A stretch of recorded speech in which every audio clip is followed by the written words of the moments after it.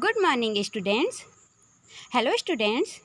Today we are going to discuss about the human digestive system. क्या आप जानते हैं कि हम लोग जो फूड इनटेक करते हैं, जो फूड हम लोग लेते हैं, खाना खाते हैं, तो उसका डाइजेशन हमारे बॉडी में कैसे होता है? चलिए, आज मैं आपको बताती हूँ कि हमारे ह्यूमन बॉडी में जो भी फूड हम लोग लेते हैं, इनटेक करते हैं, उसका डाइजेशन कैसे होता है. So, let us study the different steps involved in the nutrition in human beings. चलिए देखते हैं. इसमें हम 3 टाइप्स, इंजेशन, डाइजेशन और इजेशन, 3 टाइप्स में इसको डिवाइड किया गया है. सो first of all is ingestion. So what is ingestion? Ingestion that means कि कोई भी चीज़ को हम लोग अपने बॉडी में इंटेक कर रहे हैं. तो कैसे इंटेक करते हैं? आप कोई भी फूड खाते हैं तो कैसे इंटेक करते हैं? आप अपने माउथ से इंटेक करते हैं, राइट? तो चलिए, माउथ से, तो हमारा जो माउथ है वो इंजेशन का कार्य करता है. ओके. डाइजेशन में क्या होता है? कोई भी फूड डाइजेस्ट होने का जो वर्क होता है वो डाइजेशन में होता है. And third is egestion. आप जो भी फूड इनटेक किए हैं तो वो तो उसका जो भी न्यूट्रिएंट्स हैं वो तो हमारे बॉडी में चला गया. अब जो बॉडी में चला गया तो उसका क्या हो जाएगा?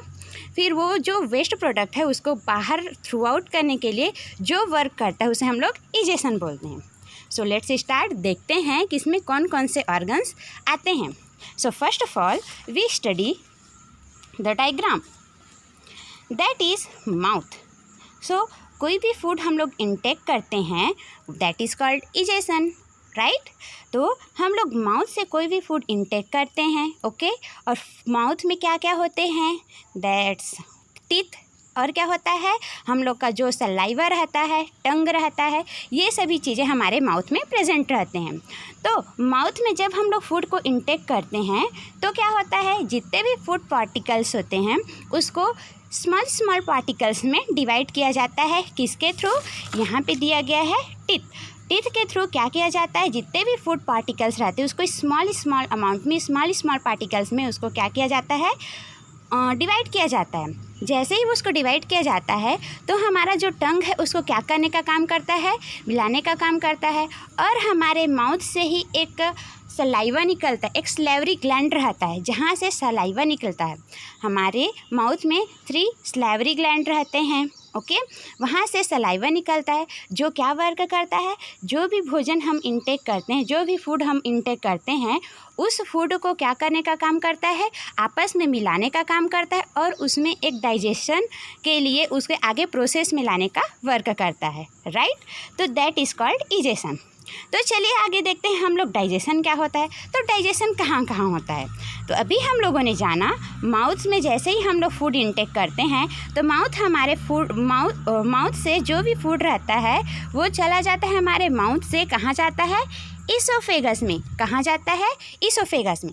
जैसे ही हम लोग फूड इंटेक किए तो फूड इंटेक करने के बाद एक लंबी सी नली होती है. इस नली को हम लोग क्या बोलते हैं? Oesophagus, okay. सो यहाँ इसोफेगस से जो भी फूड पार्टिकल्स है वो कहाँ आकर के स्टोर हो रहा है? हमारे स्टमक में. That is called stomach.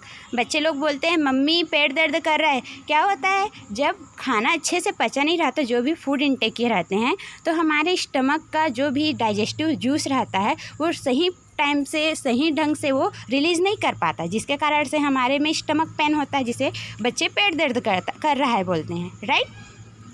तो यहाँ देखते हैं स्टमक. जैसे ही फूड स्टमक में आता है, स्टमक बहुत सारे डाइजेस्टिव जूस सिक्रिएट करता है. फॉर एग्जांपल के लिए hydrochloric acid, HCl, gastric acid, right? तो ये सभी जूस जैसे ही वो सीक्रेट करेगा तो जो फूड पार्टिकल्स रहते हैं वो फूड पार्टिकल्स क्या करते हैं? वो फूड पार्टिकल्स को आपस में क्या बोलते हैं? और छोटे कणों में तोड़ देते हैं. और जो फूड पार्टिकल्स है वो टूट करके उस जो डाइजेशन का जो जूसेस रहता है उसमें और मिक्स हो जाता है और जो फूड पार्टिकल्स है उसको वो और भी अच्छे से पचाने का वर्क करता है.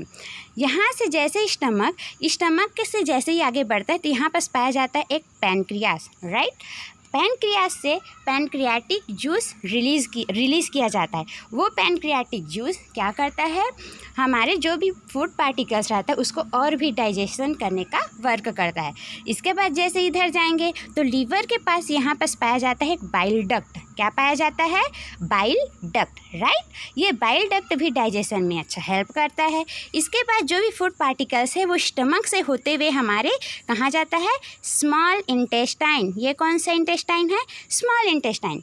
ये इंटेस्टाइन, स्मॉल इंटेस्टाइन हमारे पूरे डाइजेस्टिव ऑर्गन्स में सबसे लंबा होता है, राइट। तो स्मॉल इंटेस्टाइन में जैसे ही जो भी भोजन, जो फूड पार्टिकल्स रहते हैं वो डाइजेस्टिव जूस के कांटेक्ट में आने के बाद वो स्मॉल इंटेस्टाइन में जाता है। और स्मॉल इंटेस्टाइन में बहुत सारे चीज़ें होती है, बहुत सारे वर्क होते हैं। तो देखते हैं क्या क्या वर्क होता है। स्मॉल इंटेस्टाइन में हमारे यहाँ एब्सॉर्प्शन का काम होता है और एसिमिलेशन का काम होता है। अभी ये क्या होता है?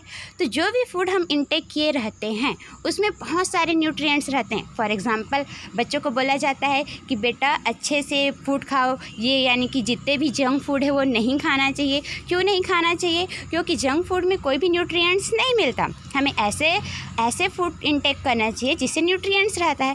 तो जो फूड का जो न्यूट्रिएंट्स रहता है, विटामिन, प्रोटीन, ये सभी चीज़ रहता है, उसको एब्जॉर्ब करने का मतलब कि अवशोषित करने का काम कौन करता है? Small intestine. तो इसका स्मॉल इंटेस्टाइन का वर्क क्या होता है? Absorption, right. और एसिमिलेशन का भी वर्क करता है। इसके बाद जो भी फूड रहता है वो स्मॉल इंटेस्टाइन से होते हुए किस में चला जाता है? हमारे लार्ज इंटेस्टाइन में। अब ये लार्ज इंटेस्टाइन क्या वर्क करता है? तो जितने भी फूड पार्टिकल्स है, आप लोगों ने जाना फूड पार्टिकल्स में पहले स्टमक में जूसेस सीक्रेट होता है, उससे वो पच जाता है। इसके बाद क्या होता है? इसके बाद वो स्मॉल इंटेस्टाइन में पहुंच जाता है। स्मॉल इंटेस्टाइन के बाद क्या होता है? वो लार्ज इंटेस्टाइन में पहुंच जाता है। तो जो यहाँ तक का जो प्रोसेस होता है उसमें जो फूड पार्टिकल्स वो इतने ज़्यादा डाइजेस्ट हो जा रहता है और उसके विटामिन्स और प्रोटीन्स इतने अच्छे से निकल जा रहते हैं उसमें से कि वो वेस्ट मटेरियल जैसे हो जाता है वो फूड पार्टिकल। तो वेस्ट पार्टिकल जो रहता है, अब उसको हम लोग फूड पार्टिकल्स ना कह करके हम लोग उसको वेस्ट प्रोडक्ट बोलते हैं। तो वो वेस्ट प्रोडक्ट कहाँ पहुँच जाता है? हमारे लार्ज इंटेस्टाइन में। और जैसे ही लार्ज इंटेस्टाइन में जाता है तो लार्ज इंटेस्टाइन का वर्क होता है कि जितने भी फूड पार्टिकल्स या फूड्स हैं वहाँ से जो भी वेस्ट प्रोडक्ट्स हैं उससे क्या करेंगे? जो वाटर एंड सॉल्ट उसको एब्जॉर्ब करने का काम करता है। कौन करता है? Large intestine, right. और जैसे ही जितने भी भोजन हम लोग किए रहते हैं वो लार्ज इंटेस्टाइन से होते हुए वो यहाँ पर रेक्टम में आकर के स्टोर हो जाता है। जो भी वेस्ट प्रोडक्ट रहता है वो रेक्टम में आकर के क्या हो जाता है? स्टोर हो जाता है। इसके बाद जो रेक्टम के बाद आता है हमारे यहाँ पे एनस, और एनस से ही जितने भी वेस्ट प्रोडक्ट है उसको बॉडी से थ्रू आउट कर दिया जाता है। ओके, तो आप समझ ही गए होंगे कि ह्यूमन डाइजेस्टिव सिस्टम का वर्क एंड डाइजेशन का प्रोसेस क्या होता है।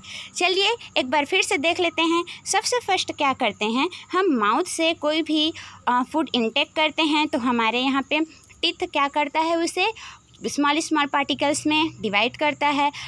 टंग से हमारे बहुत सारे चीज़ें, माउथ से ही सलाइवा सीक्रेट होता है। इसके बाद वो फूड पार्टिकल्स आपस में सन करके कहाँ आ जाते हैं? इसोफेगस में। ओके, इसोफेगस के बाद वो पहुंच जाता है स्टमक में जहाँ पर बहुत सारे डाइजेस्टिव जूस सीक्रेट होते हैं। इसके बाद पैंक्रियाज, बाइल डक्ट, इन सब से जो जूसेस रहता है वो सीक्रेट होता है और जो फूड पार्टिकल्स उसमें मिल जाते हैं और डाइजेशन का वर्क स्टार्ट करते हैं। इसके बाद आ जाता है वो स्मॉल इंटेस्टाइन में। स्मॉल इंटेस्टाइन में जैसे ही वो फूड पार्टिकल्स आते हैं तो उसका जो भी न्यूट्रिएंट्स रहता है उसको एब्जॉर्ब करने का काम कौन करता है? Small intestine. इसके बाद स्मॉल इंटेस्टाइन के बाद जो फूड पार्टिकल्स है वो लार्ज इंटेस्टाइन में जाता है जहाँ पर वो वेस्ट प्रोडक्ट का जो भी वाटर एंड सॉल्ट रहता है उसे एब्जॉर्ब करने का काम ये लार्ज इंटेस्टाइन की जो दीवारें हैं ये सब करती हैं। इसके बाद जो वेस्ट प्रोडक्ट है वो रेक्टम में स्टोर होता है।